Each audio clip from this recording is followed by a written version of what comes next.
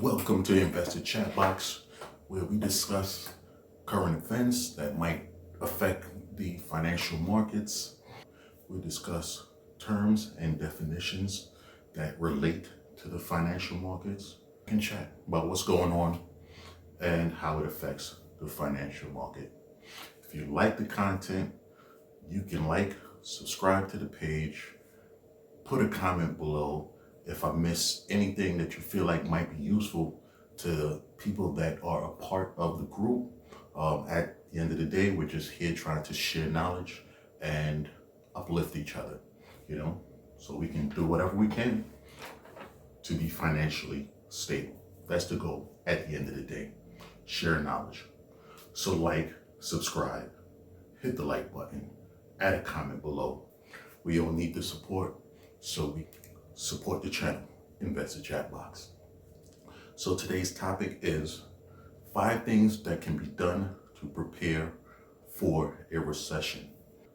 There is a sentiment that we're going into a recession in 2023, and a lot of the companies, CEOs are preparing for this recession. There's a company that does surveys called the Conference Board, and the Conference Board released their survey of CEOs, and 98% of CEOs are saying they're preparing for a recession in the US soon. 99 of the CEOs surveyed are saying they're preparing for a recession in the EU soon. So why shouldn't we prepare as well? Sentiment is a view or attitude to an event or an opinion. And right now, that sentiment appears to be bearish amongst the CEOs right now. So we need to prepare. All right, one of the things that we can do to prepare for a current recession or a coming recession is to cut spending.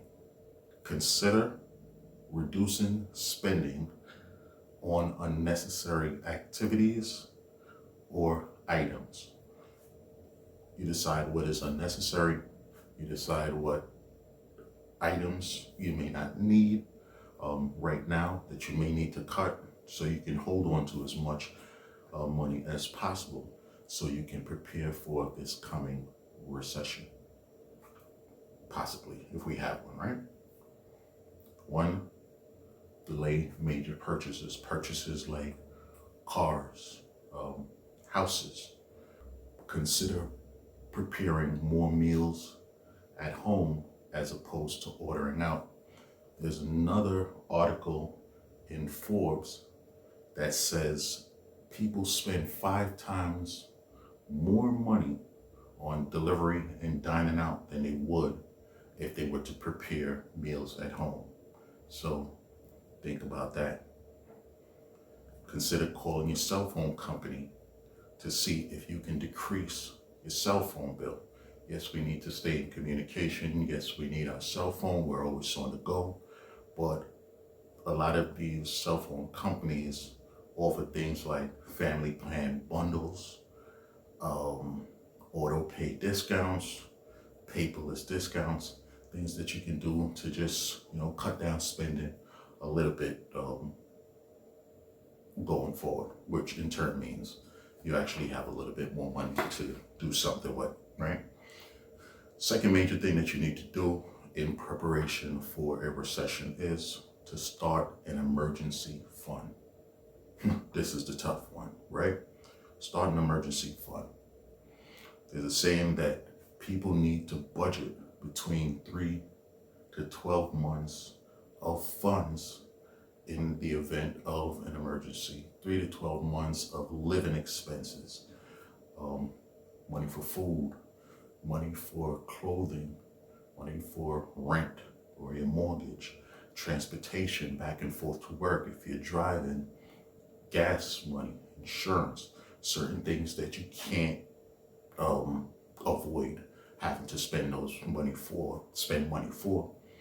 You need to try to save up 3 to 12 months of savings.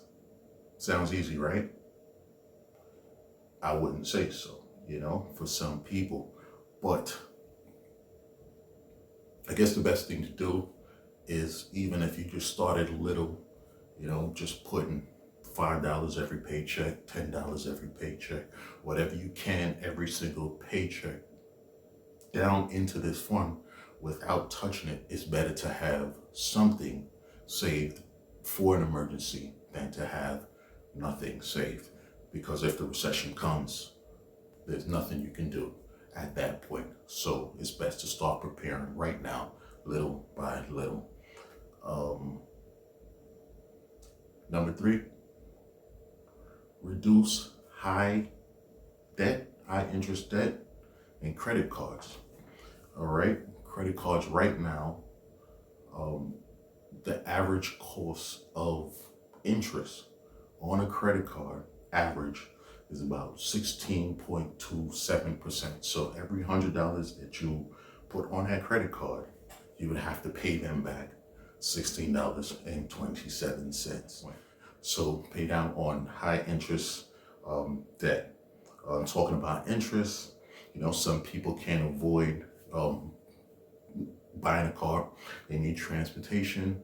Average APR, annual percentage rate, on a new car on average is 4.07%. Use for a used car, 8.62%, and that might vary based on your credit score.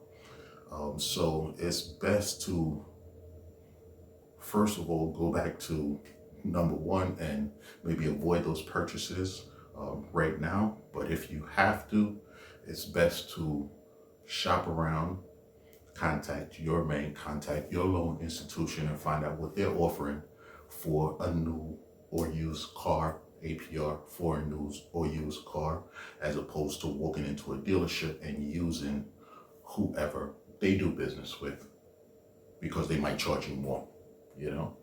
It's better to just go in there and be an educated shopper, have all your numbers intact. So if they start throwing crazy APRs at you, you're like, no, you consider going back to your bank or going somewhere else where you will be able to save more money in the long run as it relates to the APR.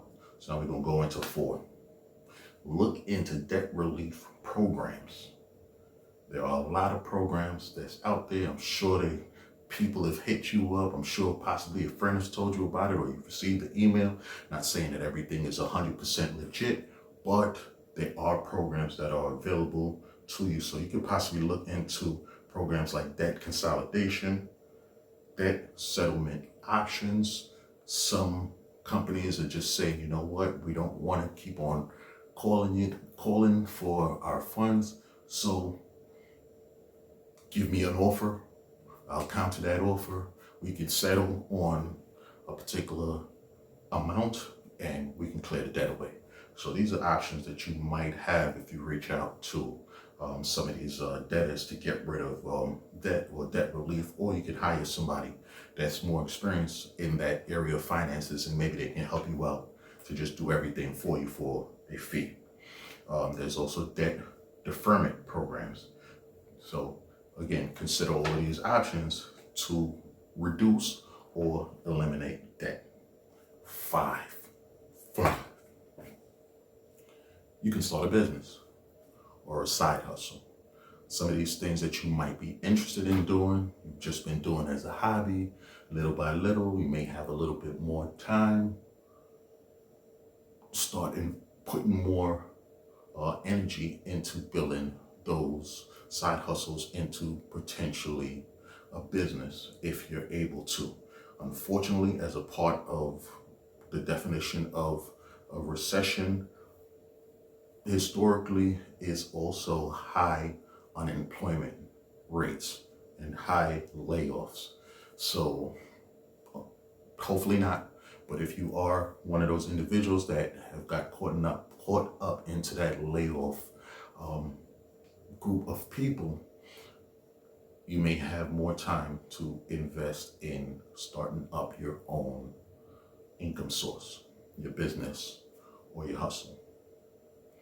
And the extra is save money. Save money.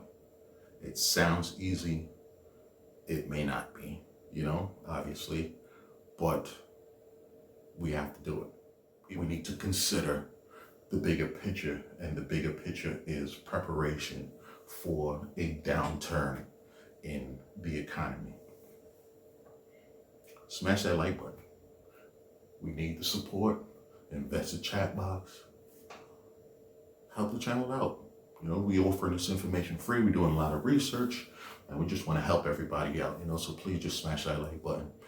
Add some comments, share, hit the notification bell.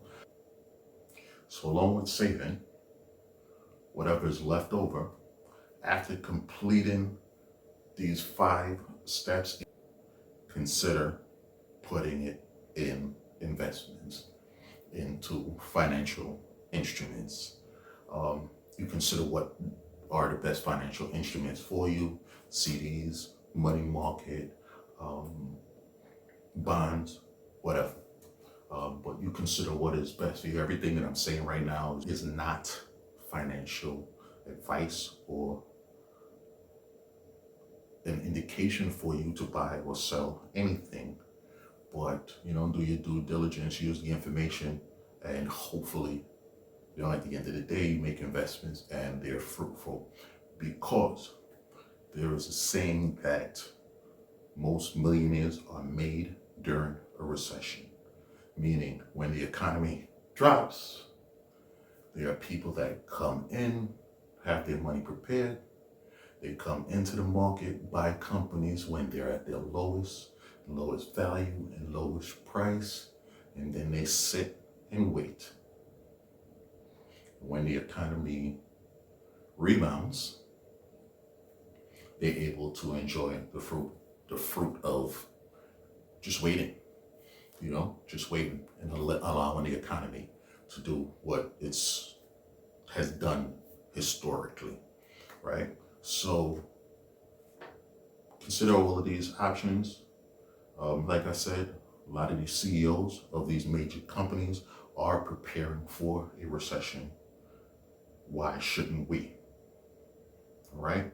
We are the CEO of ourselves, right? And our families and such. All right? So peace out. Subscribe to the channel. Thanks for watching, spending some time with me at Investor Chat Box. Peace.